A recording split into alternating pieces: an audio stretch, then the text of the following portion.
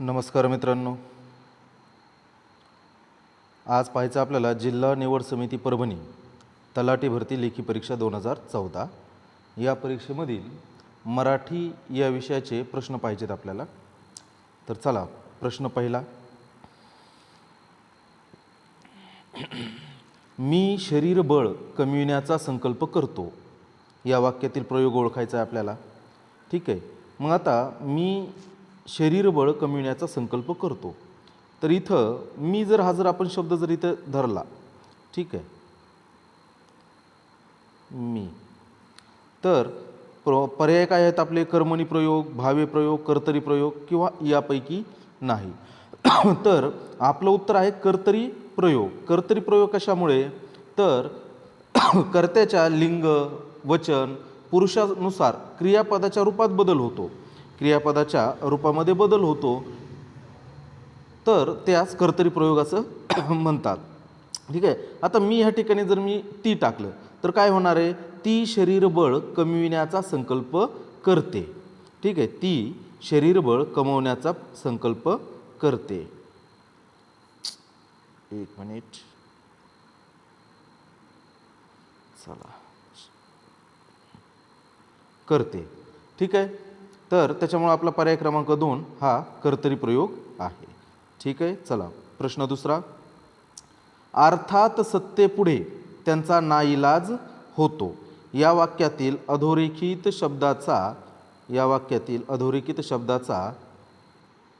शब्दाची विभक्ती ओळखा. तर विभक्ती दिलेली आपल्याला इथं चतुर्थी, पंचमी, सप्तमी आणि षष्ठी.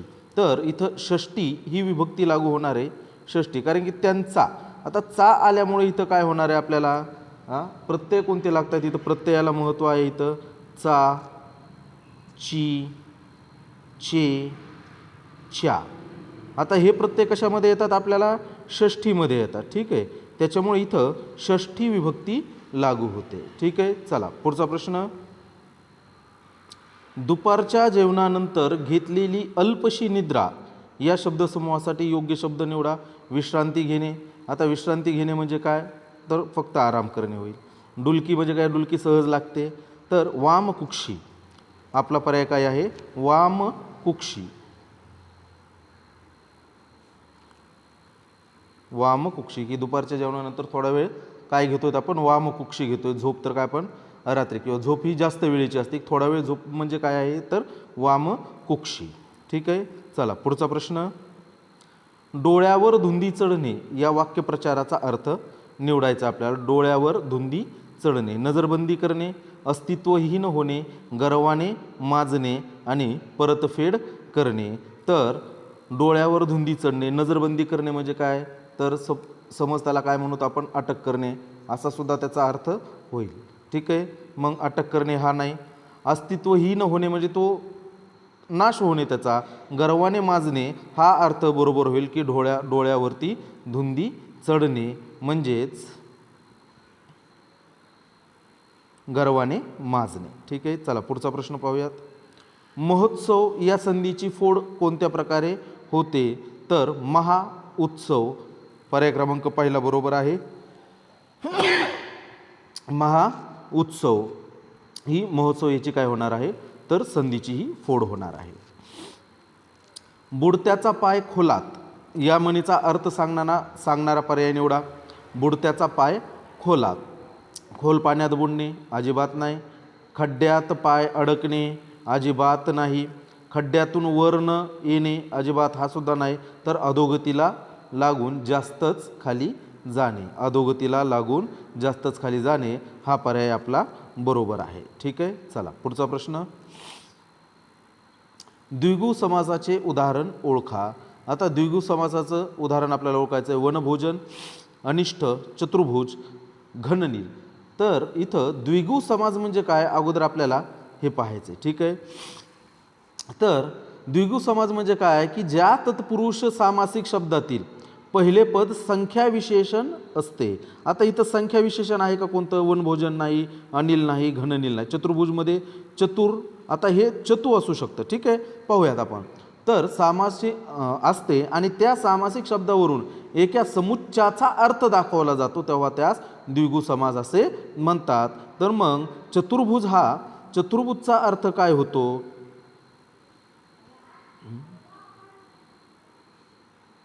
सॉरी,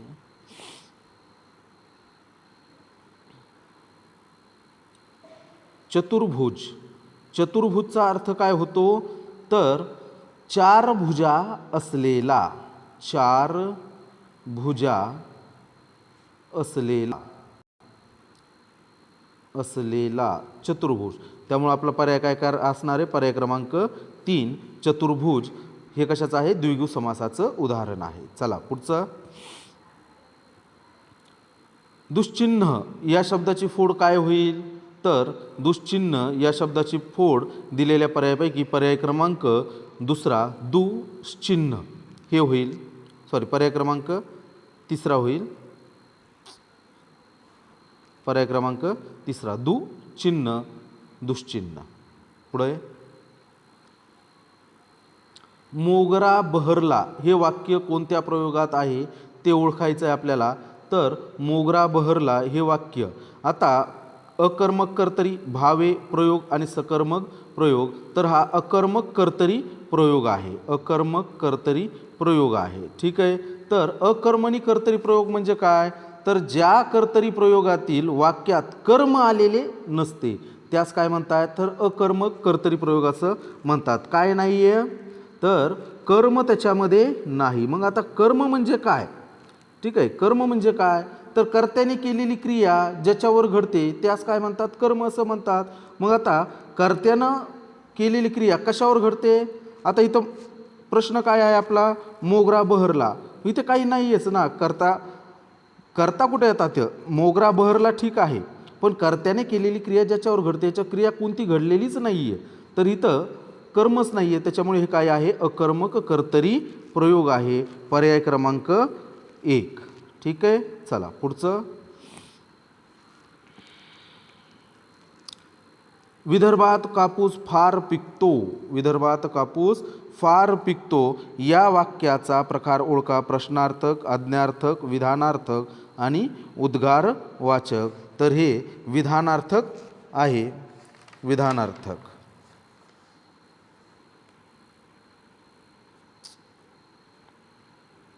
विधानार्थ की विदर्भामध्ये कापूस फार पिकतो, इथं हे विधान केलेलं आहे की प्रश्न नाही आहे, आज्ञासुद्धा दिलेली नाही आहे आणि उद्गारवाचकसुद्धा नाही आहे. तर हे विधानार्थक आहे.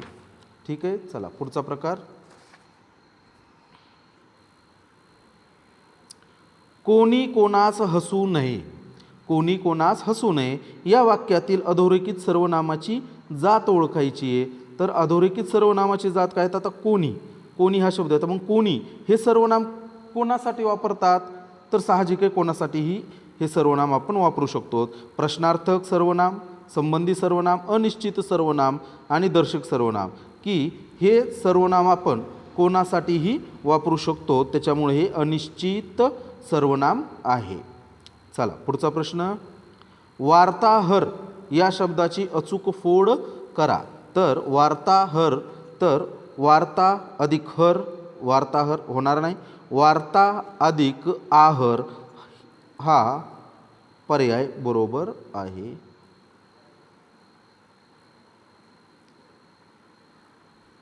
वार्ता अधिक आहार. ठीक आहे. चला पुढचा प्रश्न. अरण्य रुदन या शब्दाचा अर्थ काय? आता गडबडीत अरुण उदय म्हणू शकतो, पण हा अरण्य रुदन हा शब्द आहे.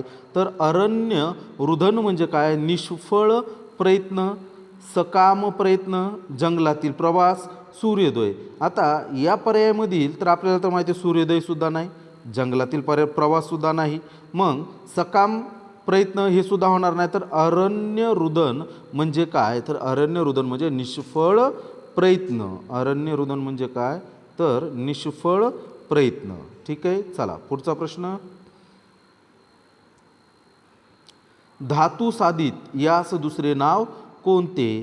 तर शुद्ध शब्दयोगी, शब्द सिद्धी, उभयविध धातू आणि कृदंत. तर धातू साधित यास दुसरं नाव आहे कृदंत. ठीक आहे, याला आहे दुसरं नाव कृदंत. या कृदंत यालाच धातू साधित नाम असं सुद्धा म्हणतात. वारा सुटला आणि पाऊस गेला या वाक्याचा प्रकार कोणता येईल? आता आपण इथे गफलत आपली होणार आहे. काय गफलत होऊ शकते की बाबा इथं वारा सुटला पाऊस गेला म्हणजे हे दोन वाक्य आहेत. ठीक आहे, परंतु हे दोन वाक्य त्याच्यामुळे आपण मिश्र वाक्य म्हणतो, परंतु हे मिश्र वाक्य होणार नाही. हे आहे संयुक्त वाक्य. काय आहे? संयुक्त वाक्य. मग संयुक्त वाक्य काय आहे की प्रधानत्व सूचक उभयान्वयी अव्ययांनी जोडून तयार झालेल्या वाक्यांना काय म्हणतात? संयुक्त वाक्य असं म्हणतात. की हे दोन वाक्य जोडून काय झालेलं, आता आणि हा शब्द त्याच्यामध्ये आलेला आहे. ठीक आहे, आणि मग प्रधानत्व सूचक म्हणजे काय? तर उभयान्वयी अव्ययांनी जोडली जाणारी दोन किंवा अधिक वाक्य, दोन किंवा अधिक. आता ही दोन अधिक वाक्य जर स्वतंत्र व समान दर्जाची असतील, आता ही वाक्ये स्वतंत्र आहेत, समान दर्जाची आहेत असतील, तर अशा उभयान्वयी अव्ययांना प्रधानत्व सूचक उभयान्वयी अव्यय असं म्हणतात. त्यामुळं आपला पर्याय क्रमांक काय होणार आहे? तर 2 होणार आहे. हे संयुक्त वाक्य आहे. ठीक आहे, पुढचा प्रश्न. हात पाय हलविणे या वाक्यप्रचाराचा नेमका अर्थ काय? हात पाय हलविणे या वाक्यप्रचाराचा नेमका अर्थ काय? व्यायाम करणे, पोहणे, प्रयत्न करणे, पळून जाणे. ठीक आहे, व्यायाम करणे म्हणजे हातपाय हलवणे, हा अर्थ त्याचा होणार नाही. पोहणे हा सुद्धा त्याचा अर्थ होणार नाही. प्रयत्न करणे हा त्याचा अर्थ होऊ शकतो, की बाबा पळून जाणे हा सुद्धा अर्थ त्याचा होणार नाही.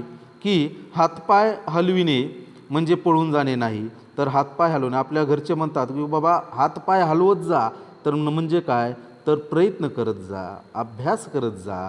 तर हातपाय हलवणे म्हणजे काय? तर प्रयत्न करणे. ठीक आहे, चला पुढचा प्रश्न.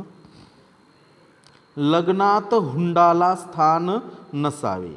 लग्नात हुंडाला स्थान नसावे या वाक्यातील वाक्यरचनेच्या दृष्टीने अयोग्य शब्द कोणता?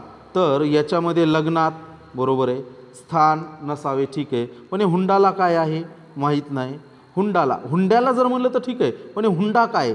हुंडाला, हुंडाला स्थान नसावे, तर हुंडाला हा शब्द अयोग्य आहे. ठीक आहे, चला पुढचा प्रश्न पाहूयात. खालील दिलेल्या वाक्यप्रचाराचा अर्थ पर्याय शब्दातून शोधा. अंग चोरणे. अंग चोरणे म्हणजे काय? तर चोरी करणे, अजिबात होणार नाही.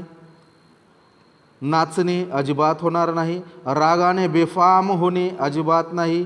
कामात कुचराई करणे हा अंग चोरणे. याला एखादं काम सांगितलं तर हा अंग चोरतो, म्हणजेच काय? तर हा कामामध्ये कुचराई करतो, काम व्यवस्थित करत नाही. चला पुढचा प्रश्न पाहूयात. भुंगा या शब्दाला समानार्थी शब्द निवडा. तर भोंगा अजिबात नाही, भुंगा म्हणजे पक्षी नाही, भुंगा म्हणजे कीटक. हा एक म्हणजे काय? आपण त्याची एक जात आहे कीटक. परंतु भुंगा याला समानार्थी शब्द कोणता आहे? तर भुंगा याला समानार्थी शब्द मिलिंद. मिलिंद म्हणजे काय? तर भुंगा. ठीक आहे, चला पुढचा प्रश्न. ज्या सामासिक शब्दामध्ये दोन्ही पदांना महत्त्व नसून त्यावर तिसऱ्याच गोष्टीचा बोध होतो असा समास कोणता? तर पर्याय आहे कर्मधारेय, बहुव्रीही, द्वंद्व, अव्ययी भाव. आता द्वंद्व वगैरे आपण तर पाहिले त्याच्या अगोदर. तर याच्यामध्ये काय आहे? तर ज्या सामासिक शब्दामध्ये दोन्ही पदांना महत्त्व नसतं, तिसऱ्याच गोष्टीचा बोध होतो, त्याला म्हणतात बहुव्रीही समास. त्याला म्हणतात बहुव्रीही समास. ठीक आहे, बहुव्रीही समास. तर मित्रांनो, अशा प्रकारे आपण परभणीची पाठीमागील 2014ला झालेली तलाठी भरतीचे आपण प्रश्न पाहिलेले आहेत. परत अजून असेच काही पुढच्या ज्या पाठीमागे तलाठी भरतीला प्रश्न आलेले होते, असे प्रश्न आपण परत पाहणार आहोत. ठीक आहे, चला धन्यवाद मित्रांनो, धन्यवाद.